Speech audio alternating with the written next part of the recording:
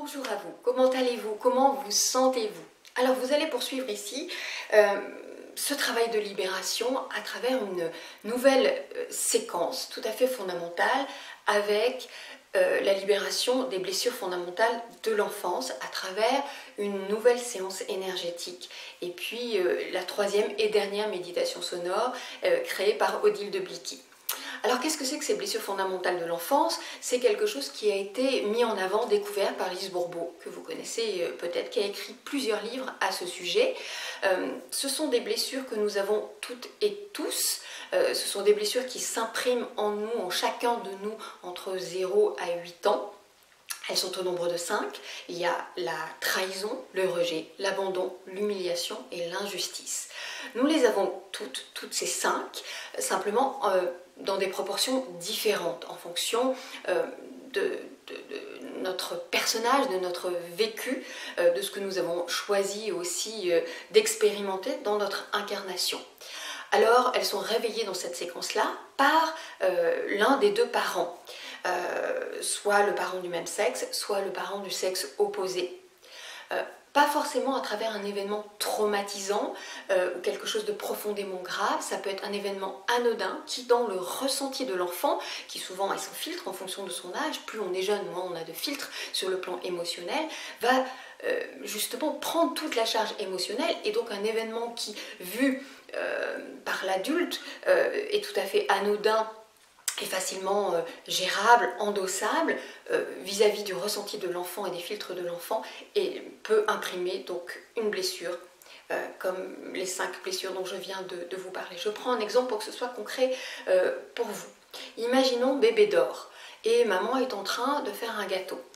Il lui manque un ingrédient, elle va donc chez la voisine, et puis il se trouve que ça prend un petit peu plus de temps parce que la voisine est bavarde, et que pendant ce temps-là, qui n'est pas très long, pendant ce temps-là, bébé se réveille. Et bébé pleure, il appelle, il a besoin d'attention. Personne ne vient. Et donc ça prend quelques instants, voyez-vous. Et alors là, peut s'imprimer, selon l'expérience de l'enfant, selon son ressenti, une blessure d'abandon. Je pleure, personne ne vient. Ou ça peut être la blessure de trahison. L'interprétation, en fait, est propre à chaque individu, à chaque être. Et là, c'est parti.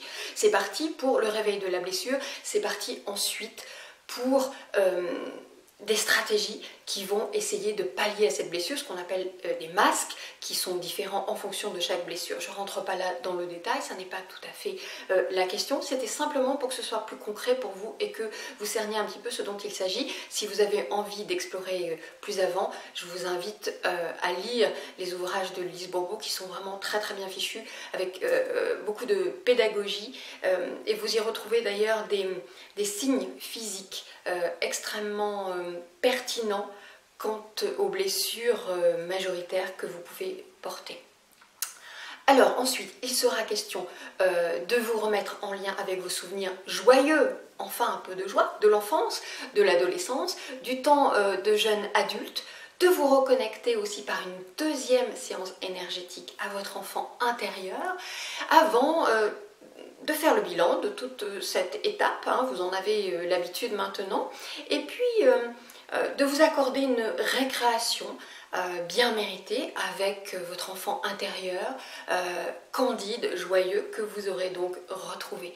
Il vous sera proposé de mettre à votre agenda quelques activités que vous aimiez dans ce passé joyeux que vous avez retraversé. Des petites choses, il ne s'agit pas forcément d'aller réexpérimenter de grandes choses, simplement des petites choses. Pour ma part, quand j'étais enfant, il y a quelque chose que j'adorais faire et que je continue encore de faire parfois avec les enfants de mon entourage. Je pense à ma petite nièce en particulier, qui était de faire des bulles. Alors peut-être que vous aussi, c'est une activité que vous avez aimée. L'occasion vous est donnée de faire cette activité, de vous remettre en lien avec ça. Ça marche toujours. Et quand je vois ça, pendant quelques secondes, mon enfant intérieur est tout simplement émerveillé. Voilà. Donc à vous maintenant, et je vous retrouve à l'étape 3. À très bientôt.